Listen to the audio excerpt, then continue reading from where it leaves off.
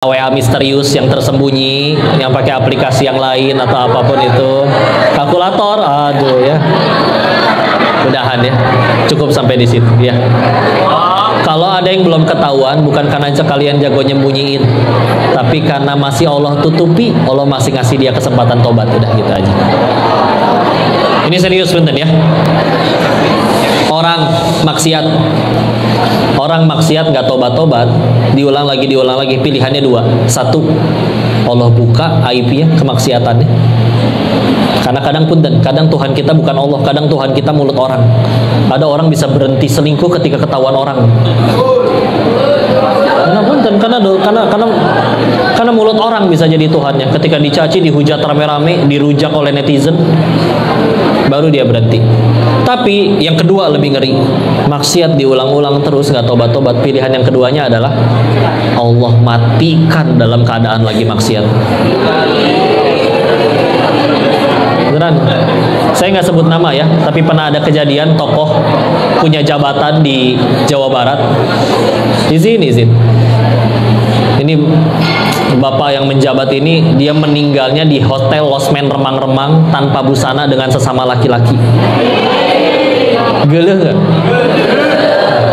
Nggak, pertanyaannya sekarang saya ganti. Kira-kira Allah yang maha pengampunnya, apakah akan setega itu matiin orang dalam keadaan sehina itu? Kalau itu baru pertama kali, nggak mungkin.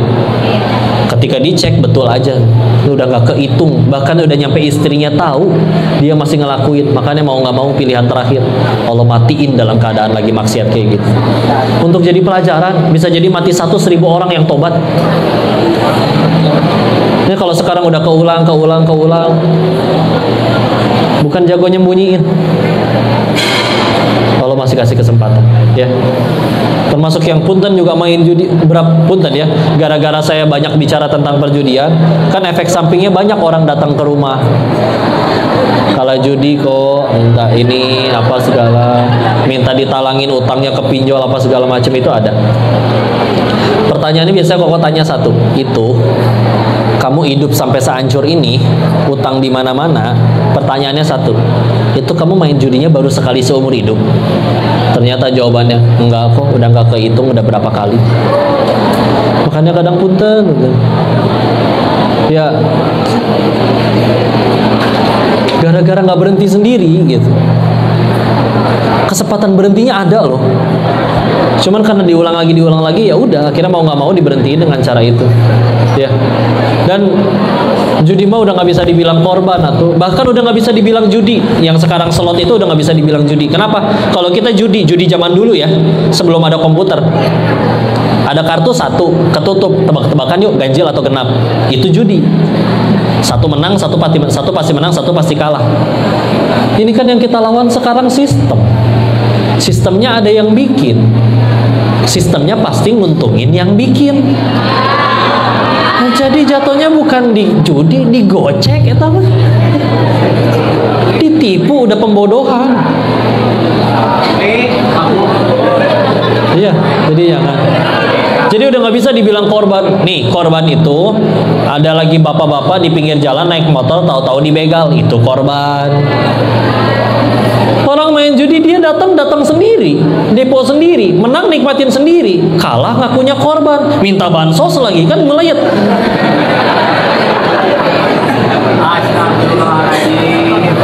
Korban yang asli tuh anak istrinya. Makanya kalau pengen ada nolongin yang kayak gitu, jangan kasih ke bapaknya. Tanya anaknya ke sekolah di mana, datengin ke sekolahnya, bener gak ada anak atas nama ini, katanya nunggak ya, ini saya tambahin sebulan, itu baru tepat. Titipin ke bapaknya, reject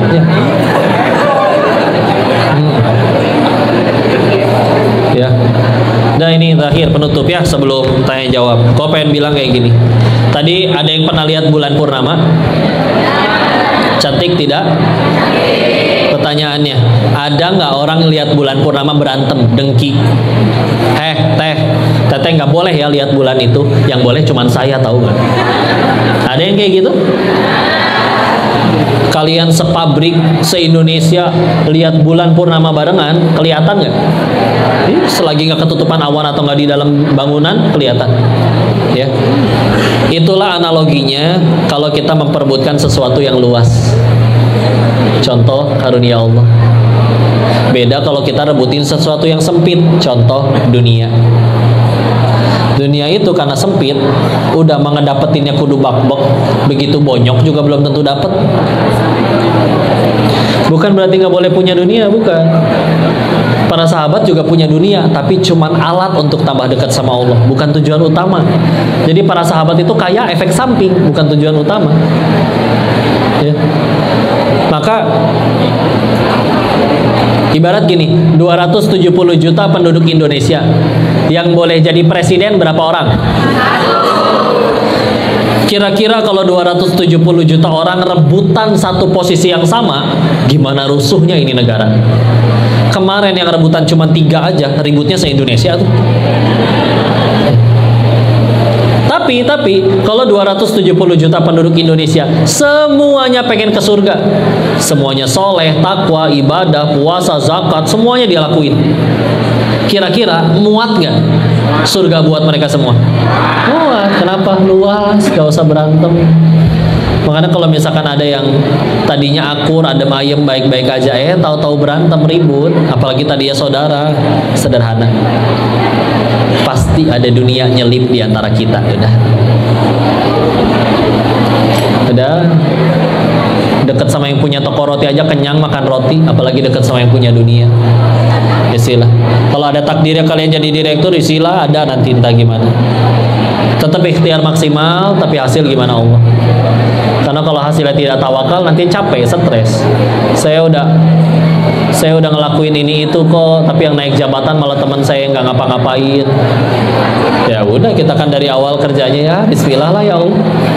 Keluar rumah bismillahirrahmanirrahim, la haula wala quwata illa billah, ya Allah pengen nyari nafkah halal buat anak istri. Itu meninggal di jalan juga syahid, husnul khotimah. Daripada jadi bosnya kaya, tapi gara-gara kaya jadi naudzubillah macam-macam. Makanya kadang kalau misalkan punten ada orang yang pengen kaya nggak kaya, bukan karena Allah nggak sanggupin ngasih kekayaan, tapi memang ada orang yang kalau kaya tuh ngaco, jadi Allah tahan sekalian. Bahasa kasarnya emang lu nggak pantas kaya gitu. Ya buktinya belum jadi direktur aja udah selingkuh, atau gimana udah jadi direktur ya. Misalkan ya. Pantesan nggak kaya-kaya misalkan ya. Jadi ya bismillah. Siap menerima takdir? Udah, nggak terima juga nggak bisa dirubah ya. Bu, jangan takut jadi tua ya. Kenapa jangan takut?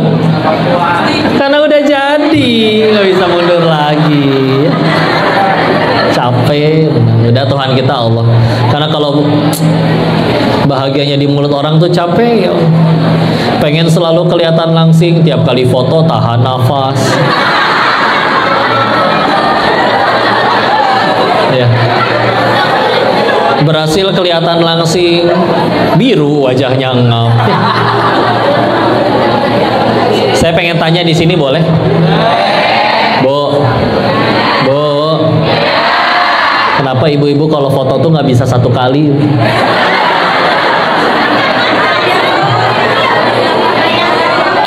Bagus angle-nya. Angle katanya Pak. Kita tanya ya. Coba ibu foto 10 orang. Yang 9 udah cantik, tapi ibu perem sorangan sendiri. Diulang nggak? Berarti bukan angle kan? Oke, ulang. Saya kadang kasihan sama yang motoin. Coba apa? Coba sok bilangnya. Mas, tolong jangan gendut ya. Kumaha carana bu? Kumaha? Kan yang makan banyak ibu, masa saya yang diomel? Dicik si ibu teh ya. Foto diulang. Sekarang yang 9 merem, ibu cantik sendiri. Itu kan yang diupdate. Egois. Nih, ibu suka jalan-jalan. Kalau jalan-jalan foto-foto tuh. Kadang begitu nyampe rumah dicek fotonya 733 gitu ya. Itu kayak berhenti karena memori habis dah. Pertanyaannya, yang jadi profil picture teh berapa? 1, ya Allah. Nanti berarti harus dihapusin dong, karena kalau nggak memori penuh ya. Yang dihapus yang ibunya cantik atau ibunya jelek? Pas ibunya jelek, teman ibu lagi cantik-cantiknya loh itu. Kayaknya suka ribut, Pak. Teh foto yang kemarin mana? Ya udah saya hapus. Ya teh mah saya bajunya nyewa loh itu. Masa kudu ngulang deui. Gelut we jadina. Udah ya, tenang aja. Sila. Udah, kembalikan dulu sesi selanjutnya.